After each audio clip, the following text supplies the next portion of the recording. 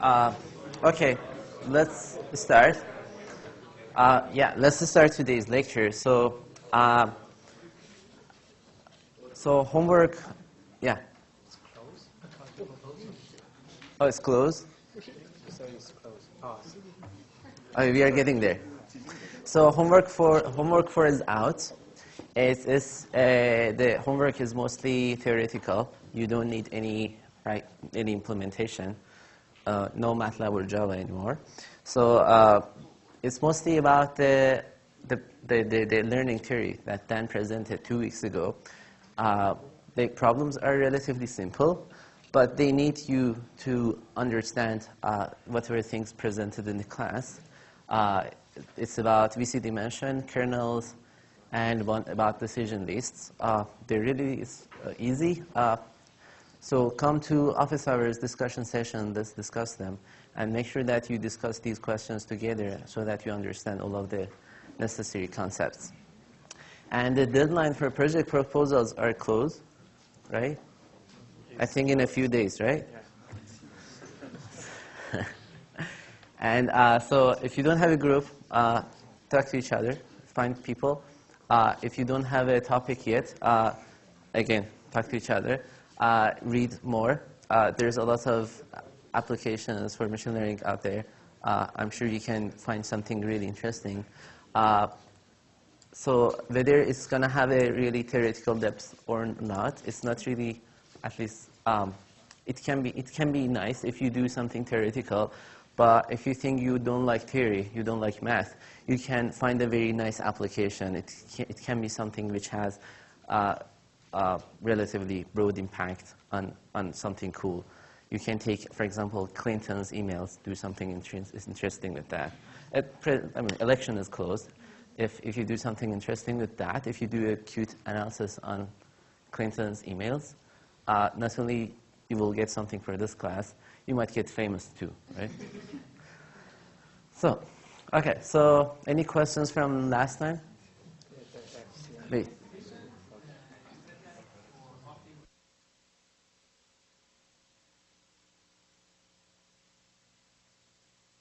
Right. Right.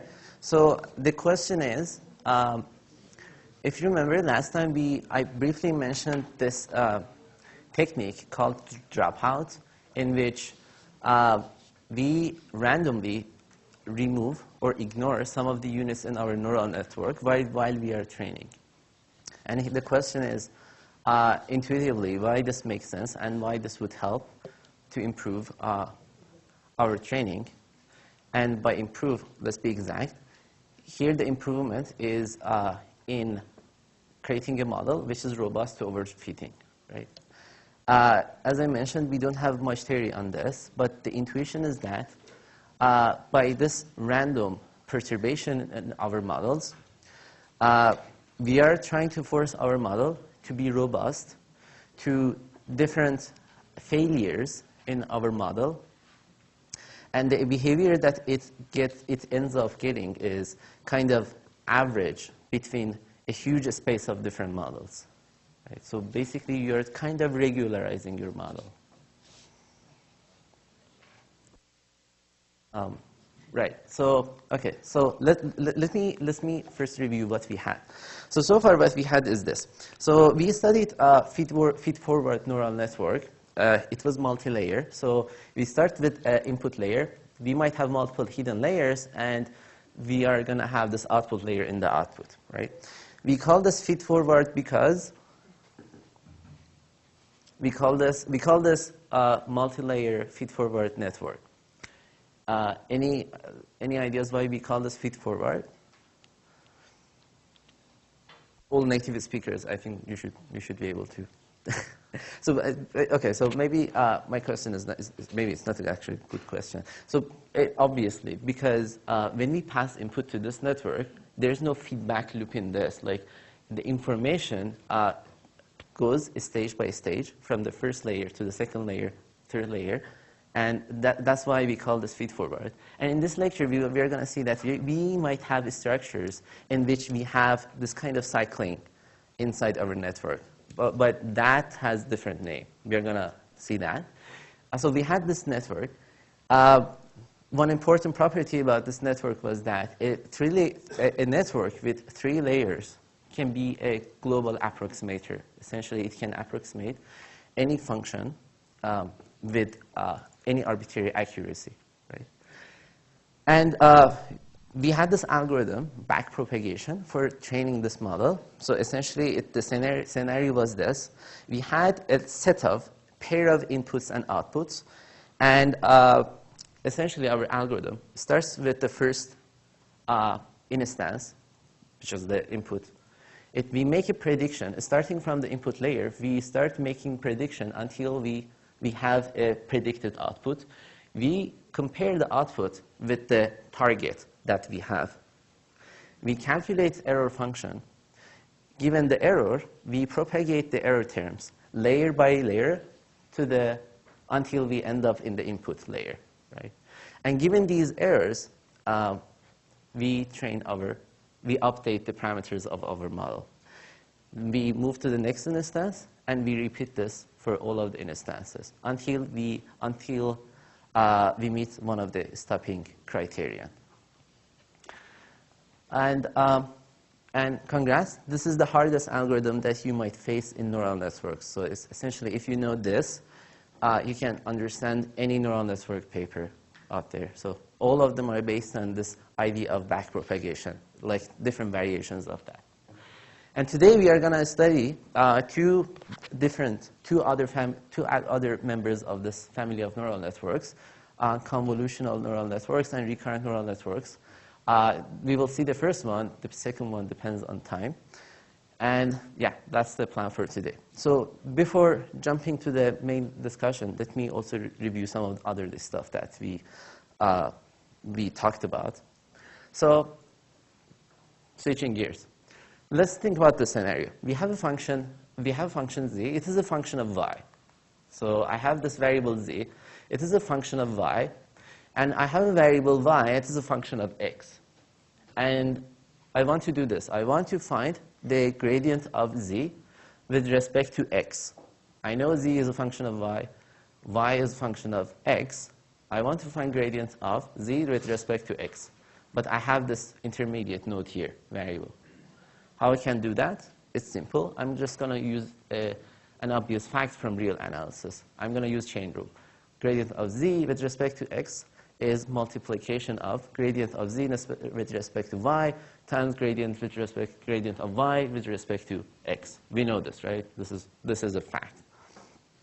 And I can extend this, right? I can extend this to the case that I have multiple intermediate nodes. So if z is dependent on y1, y2, and so on, and each of these y's are functions of x, I can generalize my chain rule in this way, right? And if I have n intermediate nodes, I can rewrite the same rule in this form, right? This is one of the, I think this is one of the facts that we use in deriving the equations for backpropagation. But this part I implicitly mentioned, and I realized that maybe this part was not clear. So I think if you read the proof of backpropagation updates, if you think some parts of it is unclear, try to think about these rules. Essentially, what we do in backpropagation is applying the same rules that we have here multiple times. But in our scenario, the z variable that we have here is error function. And we want to find the gradient of the error function with respect to some of the parameters in our intermediate layers. But the problem is that there are some intermediate nodes which connect the weight vector to our output. So we need to use this chain rule for deriving this gradient of error to our weights. So this is one thing that we use. And let's go into a little more details. It is a copy paste of one of the slides that we had in the previous presentation. This is the backpropagation algorithm. So the outer loop is over instances. I compute the output of the network for a given example. Given the output, I have the errors in the output, right? And I I defined this rule.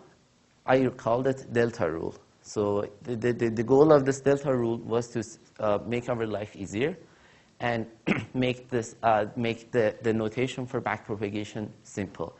Given I'm going to compute the deltas in the output layer, and given the deltas in the output layer, I'm going to compute the deltas for each of the hidden layers. And each of the deltas in each hidden layer are dependent on the deltas in the layer after that. And given the deltas, I can compute the delta W's for each of my W's in my neural network. And I'm going to update each W with a delta W. So I'm going to just say, change W to W plus, actually W minus some constant times delta W. And I update it, and I repeat this many, many times until I converge. And this is the backpropagation, right? One practical note that I forgot to mention last time is, so the backpropagation algorithm that we derived was for a fixed nonlinear function. It was a sigmoid function, right? So we explicitly derived the gradients of that function. But oftentimes it happens that like you have this function, you have this nonlinearity. I don't know what that is. It is something that you want to use it, right? So somehow you need to find this gradient, and finding gradients is, we might make mistakes, right?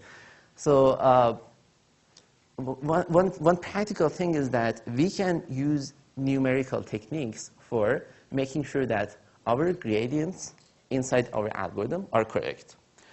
So how we do that? It's really easy. So let's say my current parameters of my model are theta, and I want to see whether my calculation of f prime, the gradient of my function, in point theta, the parameters, the current parameters, I want to make sure that this is correct.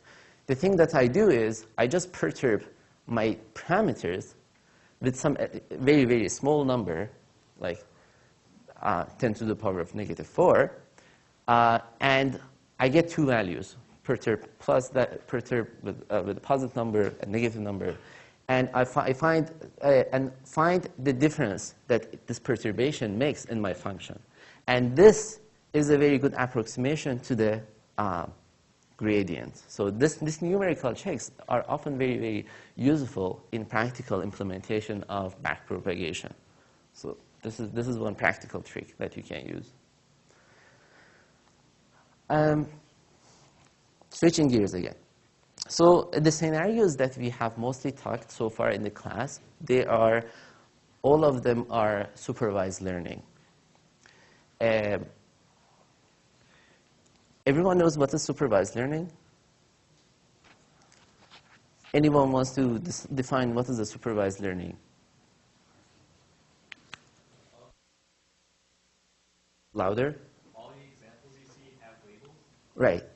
So maybe we haven't explicitly defined it so far, but that's actually, I don't actually know whether we have defined it or not. Probably we haven't. So usually in machine learning, we defined learning to two general scenarios. And the first scenario is supervised learning, in which for each input instance, we have a label. That's why we call it supervised, because there is a supervision. The second case is unsupervised scenario, in which we just have some input instances, right? There is no supervision. And in reality, oftentimes as humans, our learning is done through some sort of unsupervised or weak supervision. So like oftentimes you just start your day, you look at people, like you just walk, you see people doing stuff, and you're learning, right? So in reality, our learning as humans, our learning is weakly supervised. So this assumption of supervision in artificial intelligence that we make is really strong. Somehow we want to get rid of this and bring the notion of semi-supervision into our models, right? All of the models that you have learned so far, all of them are supervised, because for any input, we give an output. So, but we want to go beyond that. And so in neural networks, it is one of the important areas, one of the it is one of the hot topics in neural networks and in general for machine learning, to try to come up with good methods for using unsupervised data for making our supervised algorithms better, right? So the way people usually have done so far, the techniques that we have are like this. So usually, okay, so first let's see what was the supervised. In supervised, we initialize our weights randomly, and we run our training algorithm on our supervised data. That's our algorithm for supervised. For combining these two, one scenario that people use is this. Try to pre-train your weights somehow. Try to initialize them in a way that they are informative enough. It's not yet clear what informative enough means. Try to initialize them in a way that they're informative enough. Then run your supervised algorithm with those weights that you have initialized, right? This is one scenario. Another scenario that you can also think of, it's not really hard to come up with this other one, is try to initialize your weights with unsupervised data, but fix those weights. But in addition to those weights that you have fixed, you have pre-trained, attach a new network on after that, and train your supervised network with that new attached network, right? So people usually distinguish between these two. Which one is better? It's not really known yet, right?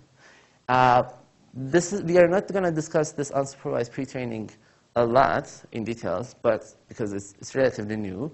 But I'm just going to refer to one instance of how we can use unsupervised data for pre-training our model. And that is with autoencoders. What is an autoencoder? So essentially the idea is this. So I want to, okay, so consider just a network with just one hidden layer. And I'm assuming that I'm in a scenario that I don't have any output layer. I just have inputs. And this is my input. This is one hidden layer. I want to tune these weights that I have here in a way that these weights are, somehow they contain good information for me. One idea is that maybe if I replicate the same input that I have in the output, if I force my network to reconstruct itself after this hidden layer, somehow I think the weights are going to be informative. Or in other words, okay, so this small hidden layer that we have, there's a compression going on here. So I give a relatively high dimensional input to this. It compresses to a very small number of hidden layers. So I expect to have a little loss of information. But if the weights are really, if they make sense, if they're really good weights, they should be able to preserve the information that I have given my network, right? So so the thing that I'm going to do is that I'm going to tune my weights here in a way that the output that I get here, they're as close as possible to the input that I have given to this one layer network, right? So that's why people call this layer the encoding layer, and this layer the decoding layer. So let's define this encoding layer as this form. So I have a linear transformation of input. I have, on top of that, I have a nonlinearity, f. Let's call that y. Given this y, basically the values in these hidden layers, I want to reconstruct my something like x hat,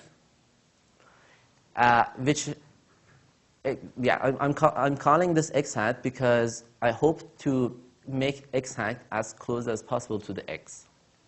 So let's denote x hat with h of x, where it is parameterized by some parameters, theta, where the theta, the parameters, are the set of parameters that I have used in this transformation. One of them was w, the other one was w, g, w prime, yeah. Right, and so now I want to tune my weights in a way that I minimize the error between this reconstruction and the inputs, right? So I'm gonna create this objective function summed over all of the inputs that I have, and so I'm gonna minimize the error between any input and its reconstruction, and I'm also gonna try to regularize this. So the idea is that only some of these weights, they make sense. Only some of them are involved in this reconstruction, not all of them. So I'm going to try to force them to be 0 unless they're really important for me, right? So, so notice that here I don't have any y. It's only input, right? So that's why we are we are in unsupervised case, right? And after this, I have the set of, after solving this optimization, I have the weights for these connections and these connections. Okay. Is this clear? Yeah. So, minimize error.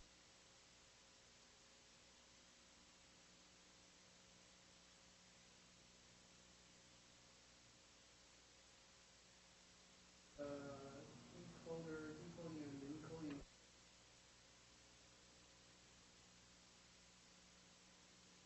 So, is this part clear that I get one input, I make some transformation, get some values in the intermediate layer, and I get the values in the intermediate layer, y's, I get them, I make another transformation using these weights, let's call them W prime, I apply another nonlinearity, and I get some x hat in the output, right? So these two functions represent the transformation here and here, right?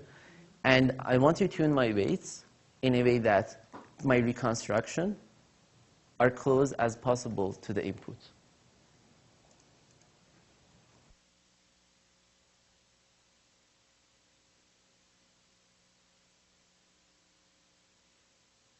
Yes, I want to minimize the loss of information in this one-layer network. And after this, I can just get rid of this decoding layer because I just needed that layer in order to tune my weights for this layer. But now that I have trained my W's here, I can just get rid of that. And I can use this idea multiple times. Let's see how. So I started with this. I said, okay, so this can be like one layer of my network. So I want to tune these weights. I added this extra layer here, and I used autoencoder to tune these weights. Now I got rid of this, right? Now I can say, okay, so let's say we have done this tuning. I fixed these W's here that I have found using autoencoder. So let's put them here. Let's put all of those fixed weights here. And I stack another layer here, right? And because I want to weight these, I'm going to add another decoding layer with the same size as my new, as the input layer of this new layer, right?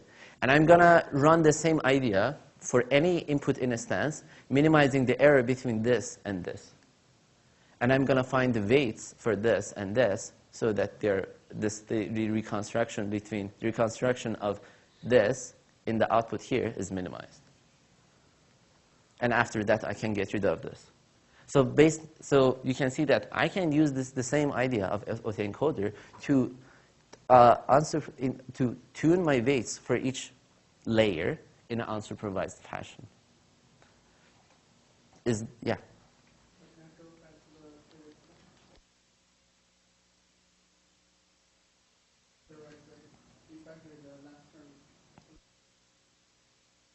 So the idea is this. Not all of these W's, not all of these connections, not all of them are important for my predictions. Not all of them are informative. So somehow I want to put a force on my weights. This can be a light force. I want to force them to be 0 unless they're essential for my reconstruction. And this is a common trick. We have seen regularization in other contexts too, like when, let's say, we are training a supervised classifier. We can put them in objective. The minimization of state applies to the So theta includes all of the w's that we have. And sorry for sloppy notation. And this w is basically each element inside my parameters. The minimization of theta applies to all of the parameters in this model. Right. Okay. So, yep.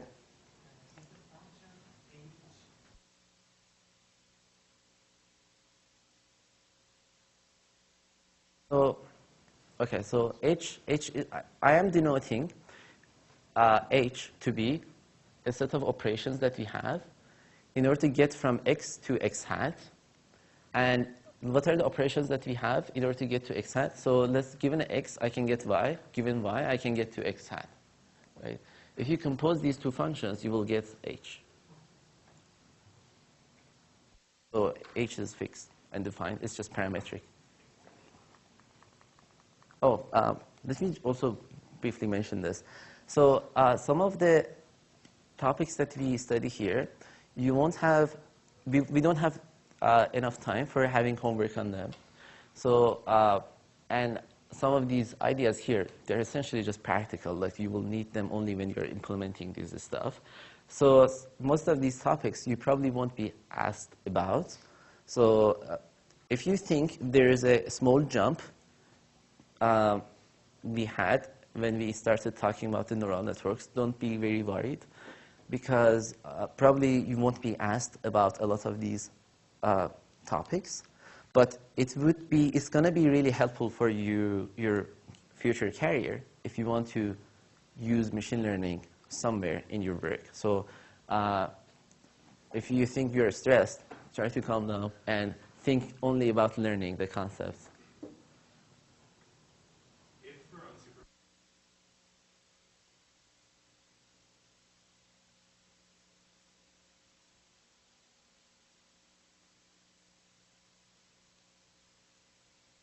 So the idea of auto-encoder that I showed here, it was just based on input, right? There was no labeled data. But that doesn't mean that after updating my weights, my network is going to do something. I didn't say that. It's just saying that I'm just saying that if you do these updates on weights, you're probably going to end up with relatively informative set of weights, which later on you can use as initialization for your supervised training. But I think your question can be a little generalized and say that how can I just use unsupervised, right? So let's say I don't even have any supervised data. How can I use just unsupervised techniques for learning? That on its own is like another can of worms. We are going to discuss that. I think we are going to have some sessions at the end of this course, towards the end. That's like, it has its own lecture. Okay, so let's switch gears. We want to start thinking about, so I'm going to give a little introduction before entering the convolutional neural networks. One important issue in almost all of the AI systems is that somehow these machines, they need to interact with their input. And it's not really clear that what is the ideal interaction, like what is the best way for getting the inputs from the environment. Like think about the sensory systems in human.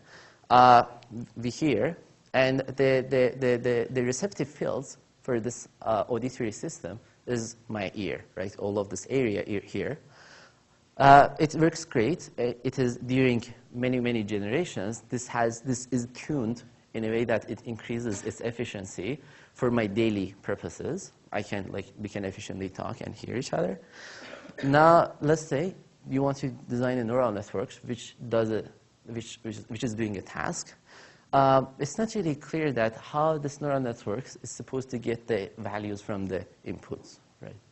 So by just saying this, I just want to say that the issue of designing receptive fields for AI systems, and by receptive fields, I mean all of the elements that you need in your system in order to get the input, it is an important issue, right? So for example, let's say we want to design this neural networks which takes some pictures and does some operations. How we are going to feed our pictures to our neural network?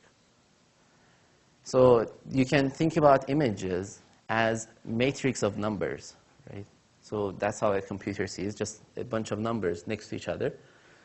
And somehow we human, by just looking at a picture, by just seeing all of these values next to each other in a matrix, we can infer lots of information about what this picture is about. Is it like human? Is it an object? Is it animal?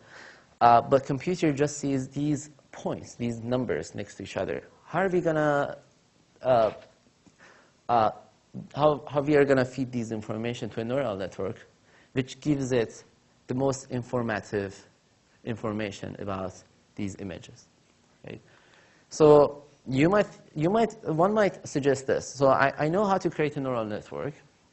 I'm gonna do this. I'm gonna just connect all of the values that I have in this two-dimensional matrix. I'm gonna take each of these values in my matrix. I'm just gonna connect them to each of the units in the in the input layer of my neural network. Do you think it's a good idea or not?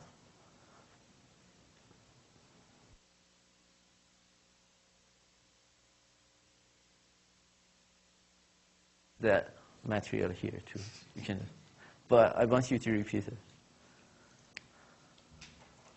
But you don't have to look at it, you know. Something random. It is good that you can keep all the information, almost. I mean, you keep every pixel, the information of every pixel. Good point. He says, if I connect all of the pixels to my input layer, I'm going to keep all of the information. Is this true or not? So how about this? Let me tell you a modified scenario. He's saying that if I connect these input cells, I'm going to keep all the information. I'm saying that I'm going to take an image. I'm going to shuffle all of the pixels. I keep the values the same, but I'm just going to shuffle them. The resulting picture might not make sense to us. It probably won't. But it contains the same information, doesn't it? Based on your definition. But the weights will be different, right? I mean, the edges will be different. Let's keep this here. Yes, it will lose the index of the. Yeah, that's a good point. But what if I rotate my picture? Let's say I rotate a bunch of faces on my neural network, right? And let's say all of the faces are like vertical faces. And now I give you a horizontal face. As a human, you would realize, right? How it's a face. But your neural network is somehow overly tuned to the faces which are vertical. Or let me repeat that. So basically, he's saying that I'm going to connect all of these inputs to my input layer, input units, and I'm going to index them. I'm going to say, okay, so this is the first pixel, second pixel, third pixel, and so on, right? And I'm saying that, okay, so I'm going to use your neural network. I'm going to train lots of faces on this, and I'm going to train only with the faces which contain vertical faces. So the thing that is going to happen, let's say my task is face recognition. The thing that is going to happen is that only those weights which are in the center, let's not even think about vertical or horizontal. I'm going to train all of the faces which are in the center. All of the weights which correspond to the cells in the center, they're going to get higher weights. So my neural network is going to be sensitive to the stuff in the center of the image, right? And if I give you another picture in which the face, let's say, is on the right side, it won't discover it because it's overly tuned to all of the images which contain face in the center. Beside this, there's another issue that we are using a lot of resources. We are using lots of edges. So for just an image with 100 times 100 pixels and 1,000 units in the first hidden layer, you're going to use 10 to the 7 edges, which is a lot. And we can't afford this. So somehow we need to break this down.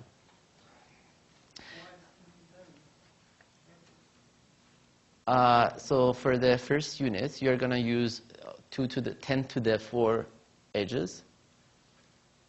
You're going to repeat this for all of the units.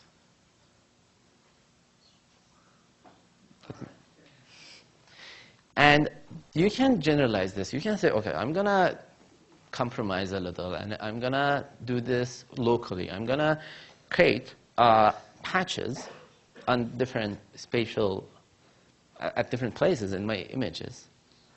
And I'm going to be only fully connected inside these patches. This seems to be a good compromise. But it has the same, so we are sparing a little on the number of the edges, but we still have this issue of sensitivity to, for example, where the faces are going to appear in our images, or rotations. One other idea, which is relatively common in image processing, I know some of you are much better, you know these stuff much better than me, but let me try to say these. So one popular idea is filtering. So the idea is that in order to discover the images, the faces in images, we first need to understand like corners and small stuff, like understanding that like this is a small shade, or by just putting together a very small block of pixels. So basically, if your input is just a bunch of numbers, you first need to understand. You first need to be able to understand very small shades.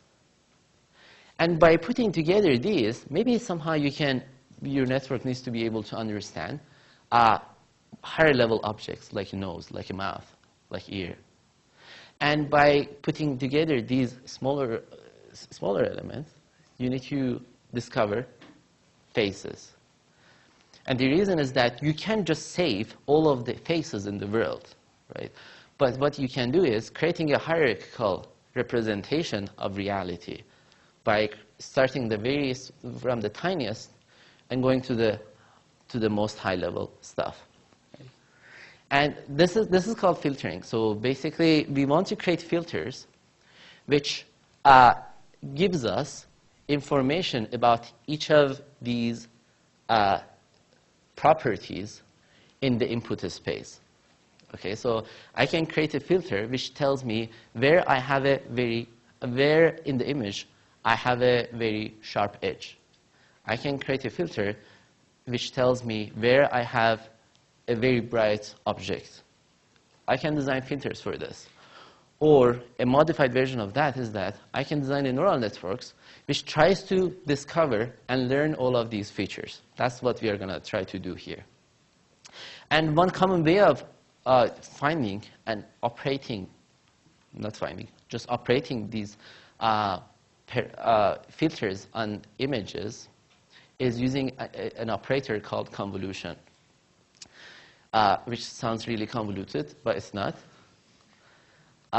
So let's see what's the convolution. Convolution is essentially a very simple operator. So given a function x and function h, the convolution of the two functions is defined in this way. For the discrete case, the convolution of a sequence of numbers x and sequence of numbers h, this is the definition, the same definition but in discrete space.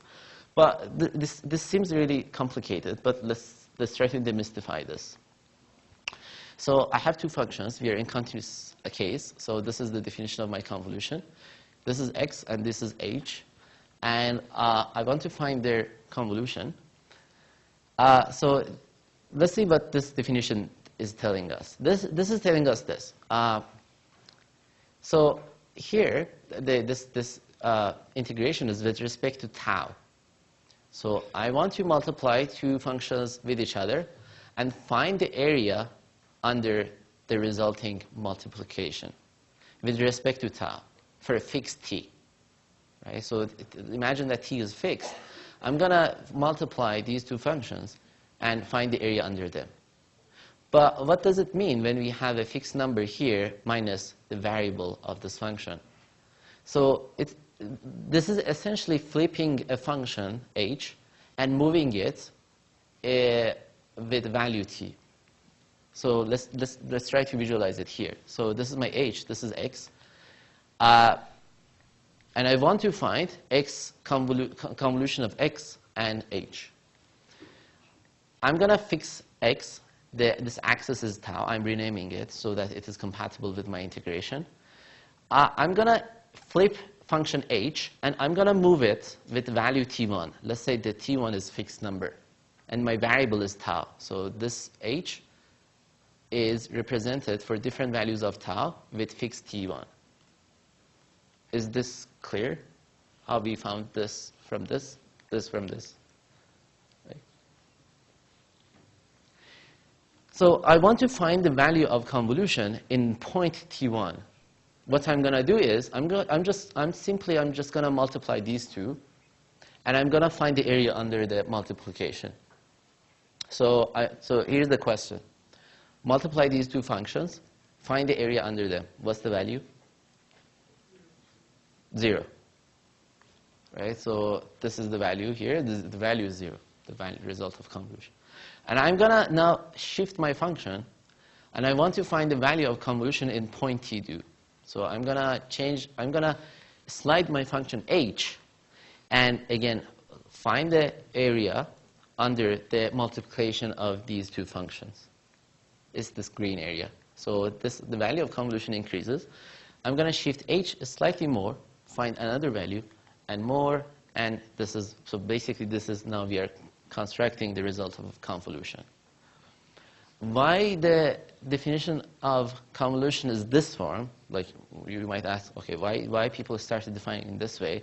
The roots of convolution goes to electrical engineering community. They use it a lot in their analysis, and the reason that it's defined in this way is that by taking Fourier transform from each of these functions, the convolution operator gets converted into simple multiplication. This is not important for us here. We are not going to use that notion here. I'm just telling you why it is defined in this way. So the convolution operator in Fourier space is equivalent to doing multiplication, which is a very simple operator. Right? So this is our convolution operator. And we can, in fact, apply this on two-dimensional elements, too. We can find convolution of two matrices. So convolution of a function with another function is a function. Right? So if you find convolution of two functions, you're going to get a function. If you find the convolution of two matrices, you're going to get a matrix. And the way you're going to do is actually very simple. You're going to flip one of the matrices vertically, and again, you're going to flip it another time, bottom up, and you're going to put them on together, and you're going to find the result. You're going to sum all of the values after multiplying these two matrices. It's basically the same idea. So let's see the result of convolution for two matrices. So here's what we are going to do here. So this is our input. We want to find its convolution with this filter. I call it filter because, for obvious reasons, we are using this for filtering this input image. But essentially, both of them are two matrices with values. So the thing I'm going to do is basically I can put this matrix on my image after flipping twice. And I can just move it. I can slide it to different positions. Let's say I slided my filter to this point. And I'm just going to multiply each of the values that I have in my filter, 0, -1, 0, -1, 5, -1, 0, -1, and 0. I can multiply those values by each of the values that I have in my image in each of these pixels. And I can, after multiplication, I can sum them, and I can put in a modified in the output picture, right? So this is called a sharpening kernel. This tries to sharpen all of the smooth areas, and you can see the result. Yep. So where do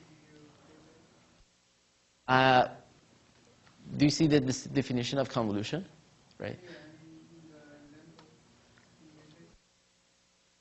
So I'm generalizing the same definition of convolution for 2D. So think about this. So if instead of having hx of t, if you had hx of t and t prime, and you want to find the convolution with h of t and t prime, it's a 2-dimensional function. The definition is exactly the same, except that instead of one integration or summation, you have two of these, right? But the exact definition, I think it doesn't matter for us now. What matters is that it's the same idea. You can look it up whenever you want from Wikipedia, but the idea is important, you know, the high-level intuition, I think. That's what we should get. So I'm just repeating the same idea. So I want to find the convolution at this point. I'm going to take my filter, multiply here, and I'm going to sum all of the values here, and I'm going to put it here. I'm going to slide my filter, do the same thing for all of the values in the output. I'm going to repeat this until I get an output from my filter. Okay. And for those who are interested in computational complexity, convolution operator can be done with something called fast Fourier transform. In case you're interested in implementing convolution in MATLAB, you can use this operator in MATLAB called FFT, or fast Fourier transform, which is a very efficient implementation of convolution. And the complexity of this operator is n log n, where n is the size of the input function. So in the case of images, the input is going to be of size mn, where m and n are size of function height and width of image. So okay, so basically we in this way we constructed the first layer of our convolutional neural network. So this is how we build it. So we have some input. Let's say for now the input is a matrix image.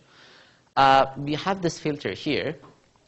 We can apply the same filter on this image, and we can get another image. I can generalize this idea and say that, okay, in addition to this filter, I have lots of filters. I have a bunch of filters here, right, like this. And for each of these filters, I can get another output. So I'm going to get this, multiple outputs. And I can, in fact, because we are, you have seen that in neural networks, we tend to have multiple layers. So we tend to stack one layer one after each other. So it is quite possible that since this layer has multiple outputs, if we had this convolutional layer as a second step in my neural network, it could have multiple inputs. In addition to this blue layer, I might have this green one. So if I add this, and if I apply each of them on these filters, I can get multiple outputs, right? So this is essentially how we create a convolutional layer. We have this set of filters, we apply convolution of these inputs with our input, and we get a bunch of outputs, right? So any questions on this? Okay, so one issue that we didn't discuss completely is that now any image has its own size, right? So I apply, okay, so when I was applying this operator, when I'm applying this filter on this image, the size of this output is dependent on the size of my input. But some pictures might be big, some pictures might be small. How am I going to handle this issue? Right? So I can't just say that this classifier only works on images of size 132 times 145. You know, it's a big problem. We can't just create classifiers for fixed size images. So somehow our systems need to handle variable sized images. The same thing holds when input is, for example, is a string. So let's say you want to create a system which classifies phrases into spam or not spam. Some phrases might be long, some phrases might be short. How are you going to handle variable size inputs? Okay. You resize the image first. Oh, resize it? That's a good point. But what if, like, I get a very, very big image, and you want to throw away lots of information by compressing it? That works. But the issue is that you might end up losing lots of information. And if you get a very tiny image, making it large won't add a lot of information. Essentially, it might actually blur the information. It might mislead our classifier. Right? So somehow we need to add an extra layer after our convolutional layers, which handles this redundancies in the output size. And the way we are going to do this, I think you're going to think it is really ridiculous. It's very simplistic, but this is the best thing that we can do so far in our technology, and surprisingly, it actually works. The thing that we are going to do is, we apply some filtering on image. We get some results in the output of filter. We are just going to project this into a smaller size, a fixed size that the designer decides, by applying operations like maximum. Like, for example, I do filtering on this. I get one output. I get a matrix. I want to just get, as a designer, I know that I just want to get one number. I'm just going to find the maximum values in the output of filter and just get that number. And why this might make sense, the intuition is that, let's say there's an image. Let's say there is a face in my image, and I want to detect whether there is a face in image or not. So that's the task, whether there's image or not. If my filters are informative enough, hopefully the outputs of the filters are gonna fire bigger values. Oh, the online students don't hear that. So my filters are gonna fire bigger values if there is image. If there is a face. Okay, so if I just get the maximum values in the output of the filters, it should be enough for me to detect whether there is a face or not. So that's the whole justification that why something like maximum might make sense. But it's not just maximum. There are a lot of operators that we can use for that. So for example, this is, let's say the output of filter is h tilde. I can find any value, the maximum number in this image. I can average them, or I can do L2 pooling, which is basically sum of squared of these values, or I can do K-max. I can like choose top K maximum values, different variations. It's really a choice of designer's choice. So this is the pooling layer, because you pool a bunch of values into a fixed size matrix.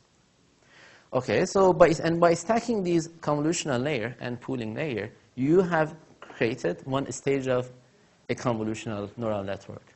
You just need to, so this is one stage. You can just stack each of these stages after each other, and you can get a bigger convolutional neural network. So by pooling, I think you get fixed size output, but the input, if the input has different sizes, then how will you handle this? Right? So let's say this is the result of filtering.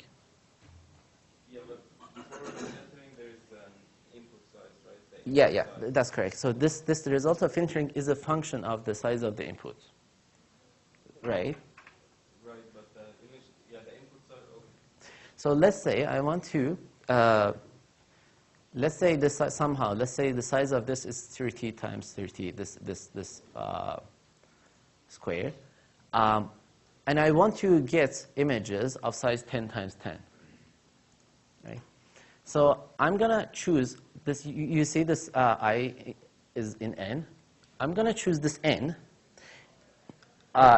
adaptive for each input so that by averaging on proper number of the elements from my input value, in this case it's a matrix, I'm going to use all of the matrices to 10 by 10 matrices. So if it is of size 30 times 30, this neighborhood of n is all of the values in this here. So I'm going to, okay, actually, let me, yeah, so, okay, so let me actually rephrase myself. What I explained was correct. This example was not good enough. So I'm going to choose this neighborhood adaptively for each input of different sizes so that all of them, they give me the fixed size. So if you give me bigger image, I'm going to choose this neighborhood big. If you give me a small image, I'm going to choose this neighborhood small so that all of them get mapped to 10 by 10 inputs. But note that this is not in the input layer. It is after the filtering. So the hope is that after filtering, I get more informative images so that doing this maximum after the filtering, I'm going to lose least amount of information. But if I do this operation just in the input, I might lose a lot. And usually the way people do it is that they do very small, very, very tiny pooling in this stage 1.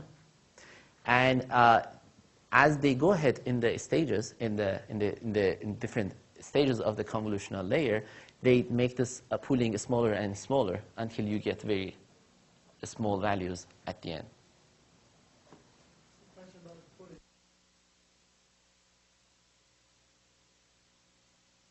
It is. We are losing information, but we don't have, so far, our technology doesn't have better solution. If you find a solution, you will get famous.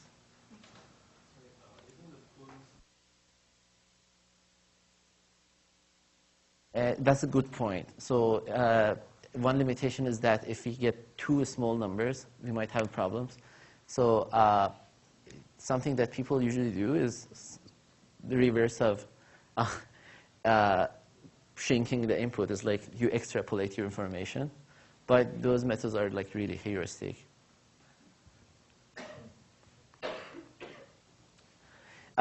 This is what from one of the first papers that used this idea of convolutional neural network.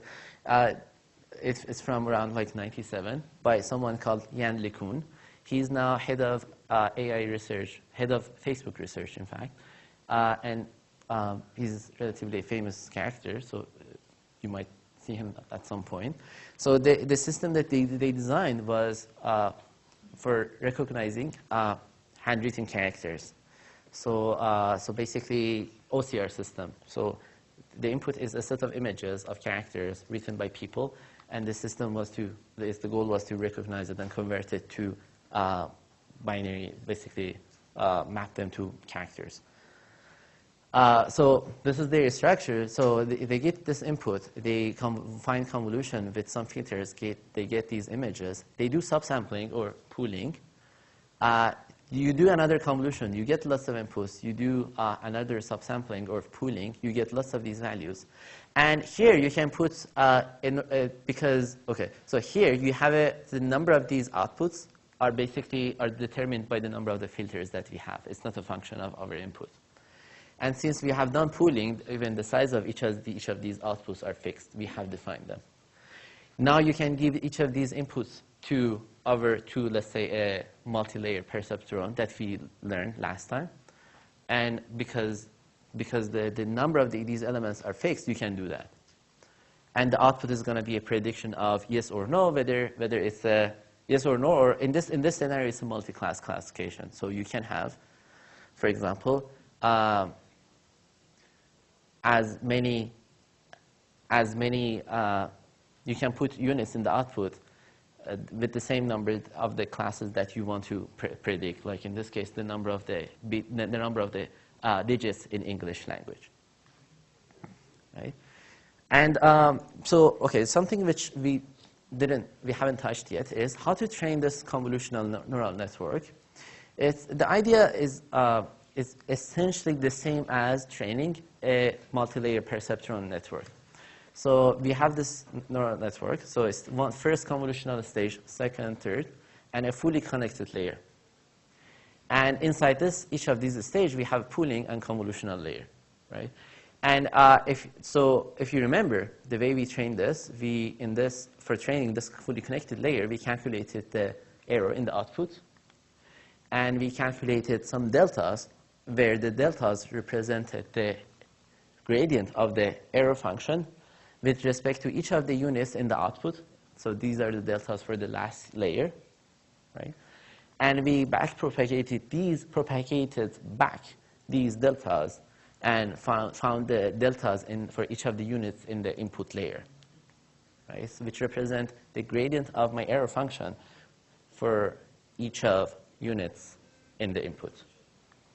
Now, given this deltas, I know the deltas here. I want to somehow use the same idea and propagate the errors back to each of these stages. How I'm going to do that is essentially the same idea. I'm just going to write equations and play with them until I find the propagation rules.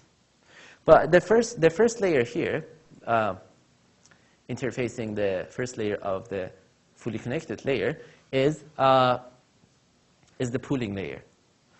So let's make it simpler. Let's say that our pooling is done by maximum. So a bunch of values are incoming to a maximum. It finds the maximum value and just gives the output to the fully connected layer. How we are going to propagate this error through this max pooling? Any idea?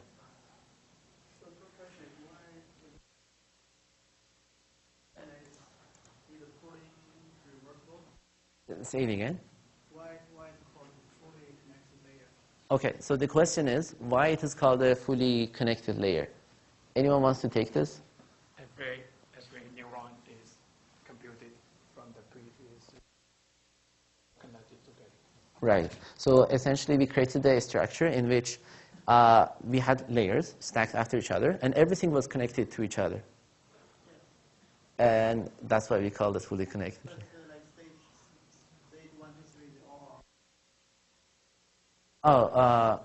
Yeah, 1 to 3 are not connected, but 1 to 2 is connected, 2 to 3. Only the consecutive layers are connected. Yeah, in that sense, it's not fully connected, but each consecutive stages are connected. Next is the pooling process reversal with back propagation. So we don't want to reverse it. So let's talk about maximum. So let's say you give me a bunch of numbers, 10 numbers, and I find the maximum, and I give you the maximum. Given the maximum, you cannot infer what were the 10 inputs that I have, right? So it's not reversible. But the idea is that if I have made a mistake in the output, the value that I have chosen, that's culprit. That's a mistake. I'm going to correct that, right? So essentially, when we are using, let's say, maximum as a pooling layer, the propagation of error corresponds to just propagating this error only to the value that has given me the maximum, right? So essentially, when I'm doing this forward propagation with this maximum, in the forward propagation, I'm gonna remember which units gave me the maximum. People usually call it switches, like they explicitly define like variables which remember which unit gave me this maximum value. And when I'm doing the back propagation update to update my errors, I propagate the error term with this the unit which has given me the value in the forward propagation. Does this make sense? I'm just repeating a very obvious fact. I might be confusing you.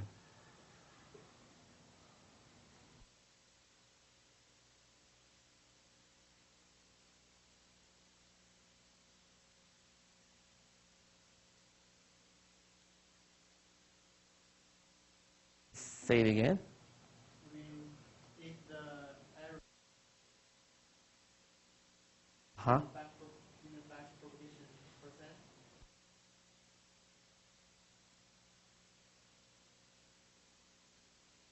So if I have made error in the output, maybe the reason was that pooling has made a mistake.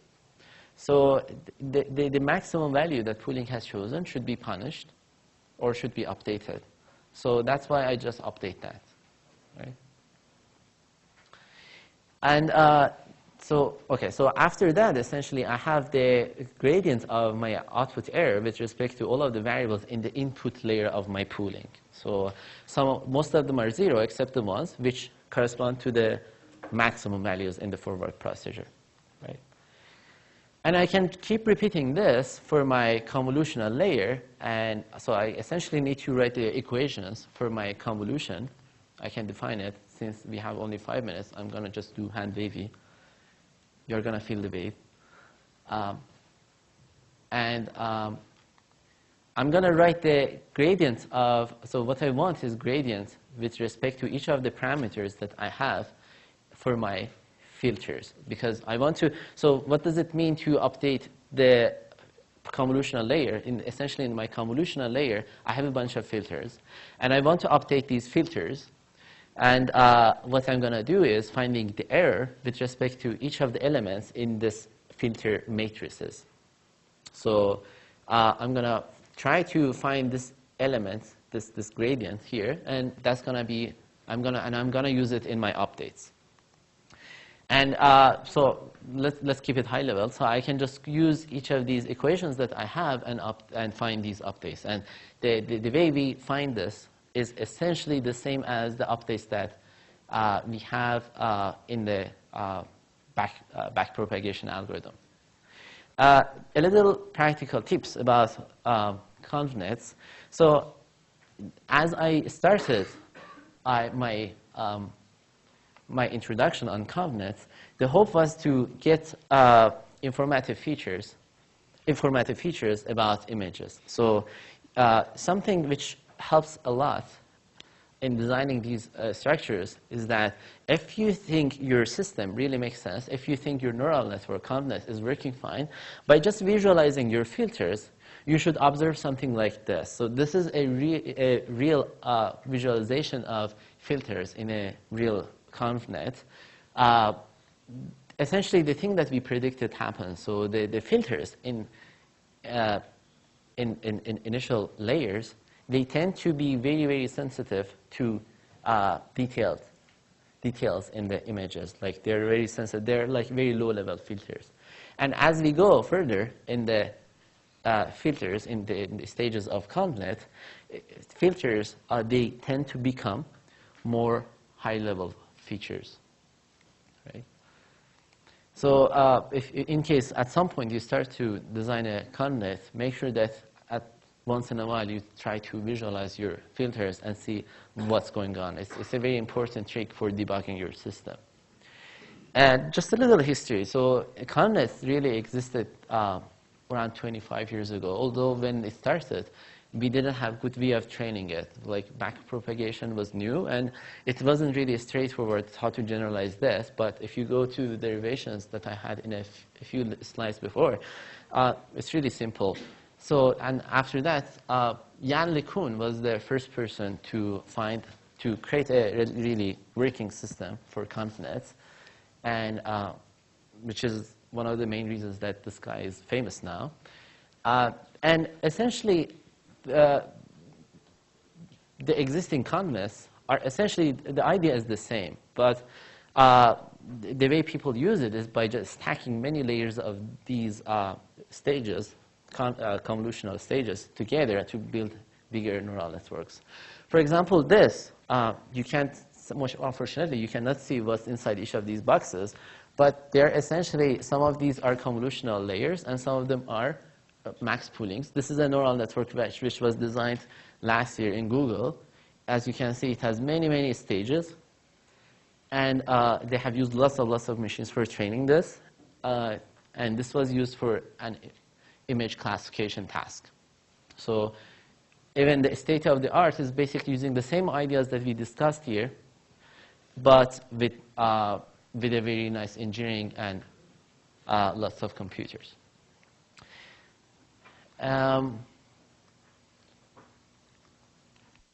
So So that's it for today. We have a bunch of stuff. We didn't talk about recurrent neural networks, but we may or may not continue the discussion with neural networks next time. As I mentioned, we won't have time for having homework on neural networks, but feel free to read these slides, study them. They're really hot. If you work with them, it might be good for your future career. If you want to discuss, chat about them, feel free to discuss to any of us. I'm going to be here for a few minutes if you want to chat. Thank you.